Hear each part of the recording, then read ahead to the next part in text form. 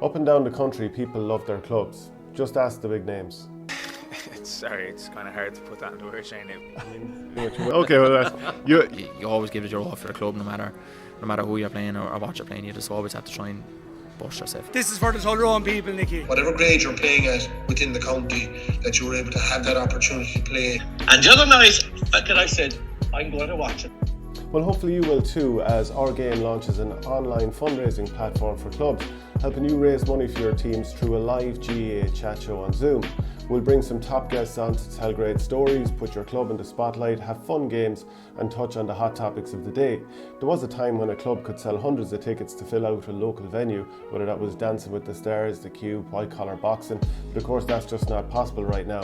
Yet the costs of running teams remain, so if your club is in need of a financial solution, look no further.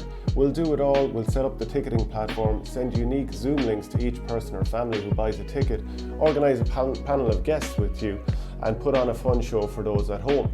It's a simple recipe to help your club get some much needed cash in the door, with an extra option to sell raffle tickets if you have prizes to give away. Contact us now on events@ourgame.ie to set your club up for the year.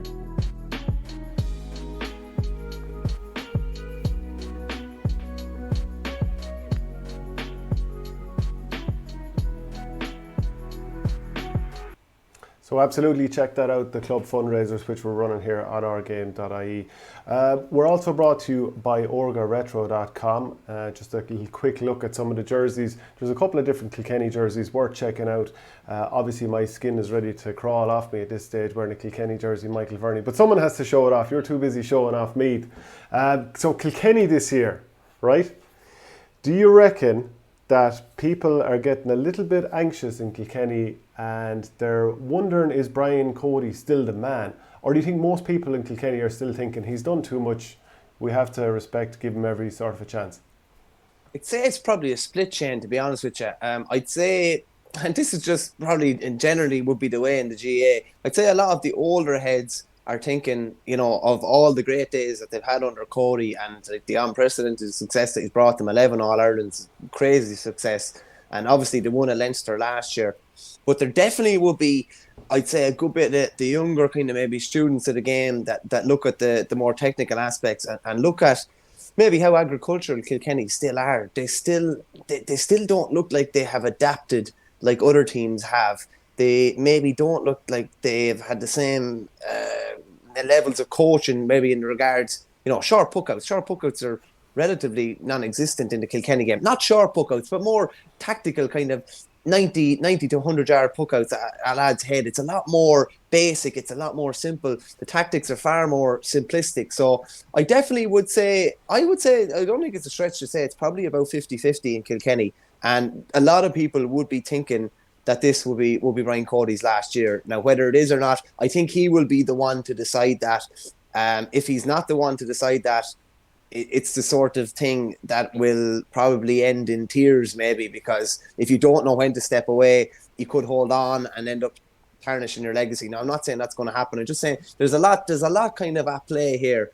Colin Fennelly stepping away is a big one too. I know there's connotations to that and why people think he may have stepped away. He's 32 or 33 and he's stepping away for a year from his inter-county career, which is questionable to say at least. And some people would wonder, is there more to why he stepped away? So yeah, I'd say it's probably 50-50 in Kilkenny, Shane. They did win a Leinster title last year.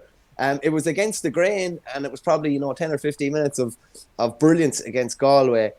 But, at different times against Waterford, they were blown out of the water in the second half. And, it's interesting. It's going to be really interesting to see what happens with them this year. And that also wasn't the only game where there was a capitulation. They were a mile ahead against Waterford and let it slip in an All-Ireland semi-final, which you think, this is not what happens when Kilkenny are in All-Ireland semi-finals. And usually Waterford, as we've seen over the years, they had so much difficulty with semi-finals.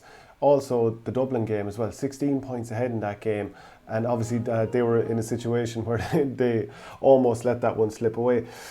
The mystique is disappearing, Shane, isn't it? That aura, that mystique, of just Kilkenny never lose lead. There's things happening in recent years that just haven't happened. Now, saying that, they produced probably one of the best performances the last 5 years when they beat Limerick in the All-Ireland semi-final. An absolutely outrageous performance, and they're still stung over Richie Hogan getting sent off in the 2019 final. But like, there's a lot of questions going in this year. And on your fundraiser there, the man on the left, we TJ Reid, we posed the question in a previous show: does any team rely on a player more than Tony Kelly in Clare? Do any team rely more on a player than TJ Reid in Kilkenny? He's 34 in November. If his form dips at all, like, you just cannot see Kilkenny winning any big games if he's not up to, like, if he's not at the levels he's at now, and the levels he's at now are pretty extraordinary. It's going to be very hard to keep them up. Yeah, you put it this way. Over the years, you've been able to say, as a Kilkenny supporter, just hit the ball in and start celebrating. Whether it's Richie Hogan in there, whether it's Colin Fennelly in there, TJ Reid, Richie Power, etc., etc. Because they've got so much firepower in there, if one man gets a chance to win his battle, the opposition is in bother. And they were so physically strong and athletic around the field, but other teams are matching them at that now. And you just wonder, where is the next star player coming from? Because they always had the next star coming and the next star coming. And Brian Cody has gone through so many players at this stage that you start to wonder, is there another star coming? There's definitely some good players coming through. There's always good players in Kilkenny, and there always should be. But physically, they're not the same size that they were. We've talked about the half-back line a number of times last year. And yeah, Colin Fennelly leaving, like, that's a 6'2" monster of a guy that's out of your full forward line.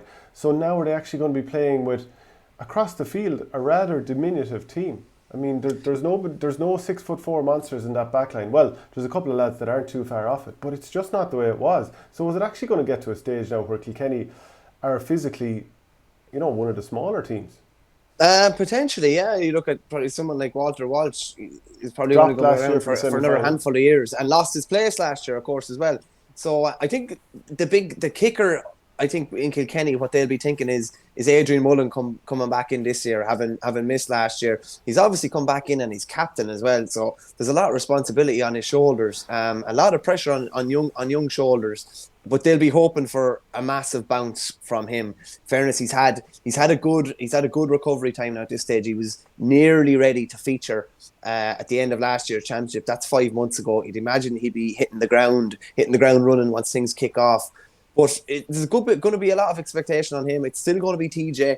It's still going to be Richie Hogan. And at this stage, with due respect to Richie, an unbelievable hurler, not probably, his body is just not reliable at the moment, and that's not having a go at like that. I wish my body was reliable at my age as well. It's just not. So you're just not 100% sure whether you're going to have him every day, and just with the nature of his back injury and the discs and the spasms that he gets in his back. So like, there's a lot of focus going on TJ. There's going to be a lot of focus on Richie, and Adrian Mullen's going to have to probably his debut season was absolutely extraordinary. It was brilliant. Apart from that All-Ireland final, it was absolutely outstanding.